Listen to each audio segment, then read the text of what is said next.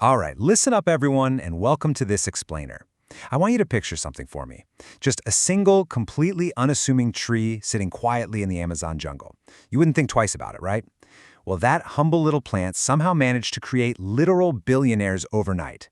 It sparked one of the most brazen international heists in history, and, spoiler alert, it left our entire modern global transportation network teetering on the edge of a biological apocalypse. So gather round. We're going to break down the great rubber boom and bust. It is an absolute masterclass in human folly and industrial greed, and it explains exactly why the tires on your car right now are part of a massive, incredibly fragile historical gamble. Now, when I say these rubber barons got wealthy, I need you to understand the sheer, unadulterated absurdity of what was happening in Brazil. For decades, they held an absolute global monopoly. The remote jungle city of Manaus became so grotesquely rich that they installed Brazil's very first telephone system and a massive electric grid, all for a population of just 40,000 people. I mean, these guys were throwing $100,000 dinners. They were the highest per capita consumers of diamonds on Earth. They were literally lighting their cigars with crisp $100 bills. They were even quenching their horses' thirst with chilled French champagne, for crying out loud, and sending their dirty laundry across the ocean to Europe to be washed. It's a level of opulence that frankly borders on parody. But, as you skeptical students probably already know, staggering opulence like that doesn't just grow on trees. It was funded by complete, unmitigated moral bankruptcy. To extract all that wealth from the jungle, those barons relied on a brutal system of forced labor and outright slavery. They hired private armies to enslave indigenous tribes. One particularly ruthless baron, a guy named Julio Cesar Arana, used systematic terror and executions just to force latex production. Under his 12-year watch, the local Putumayo indigenous population plummeted from 30,000 people down to fewer than 8,000. Tens of thousands of human lives erased, just so he could export rubber and his buddies could feed champagne to their livestock. So you'd probably think a substance destined to cause such immense suffering and completely reshape global geopolitics would have a grand, imposing scientific name, right? Nope. In 1770, an English engineer named Edward Nairn figured out that raw latex could erase pencil marks. That's literally it. That prompted the famous chemist Joseph Priestley to coin the term rubber, simply because it functioned as a clumsy little pencil eraser to rub out graphite from a page. The most valuable resource on Earth, named after a piece of mundane desk stationery. And here is the kicker. Originally, this rubber was practically useless for massive industrial applications anyway. It melted into a sticky puddle in the heat and shattered like actual glass in the cold. That is, until a rather dangerous, highly unstable chemical glitch changed the course of history forever. In 1839, Charles Goodyear discovered the process of vulcanization. Basically, by mixing raw latex with sulfur and heating it to somewhere between 120 and 140 degrees Celsius, he accidentally stabilized the material. Suddenly, it didn't melt, it didn't shatter, it was incredibly durable. And that single volatile discovery unlocked a century of insatiable global greed. Now, I can hear you asking right now, well, if it was so incredibly valuable, why didn't everyone just plant it everywhere? Excellent question. It all comes down to unforgiving plant biology. The rubber tree is native to the Amazon basin, but if you try to plant these trees close together in dense, efficient plantations in Brazil, a devastating fungus called South American leaf blight wipes them out entirely.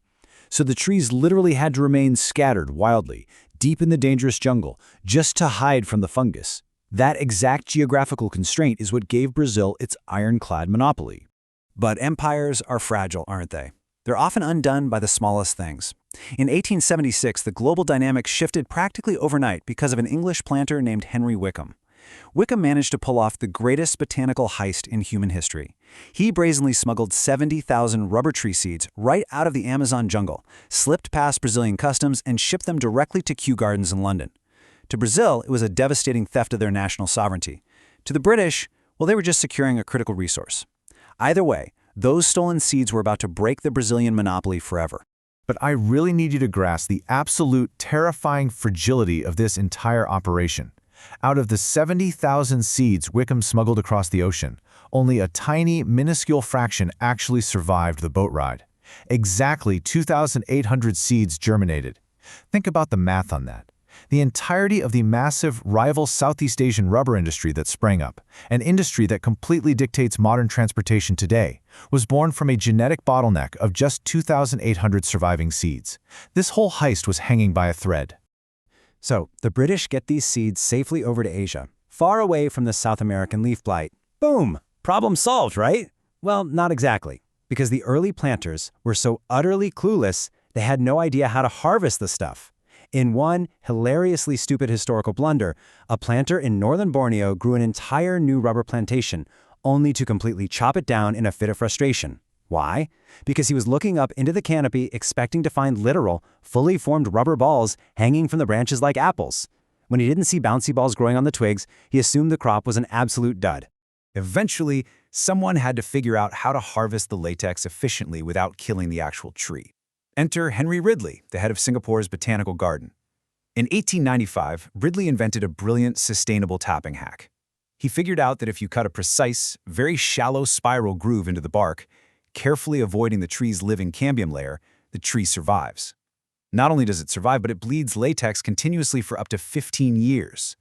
This hack made high-yield Asian monocultures completely viable, and it catastrophically crashed Brazil's global market share from a total monopoly down to just 1.3%. Those Manos billionaires? Utterly ruined. Of course, putting all your industrial eggs in one Southeast Asian basket comes with some severe geopolitical risks. During World War II, Japanese forces occupied those exact high-yield Asian plantations, and practically overnight, the Allied forces' entire rubber supply was cut off. No rubber means no tires for jeeps, no seals for aircraft, no treads for tanks. It was an absolute, full-blown emergency.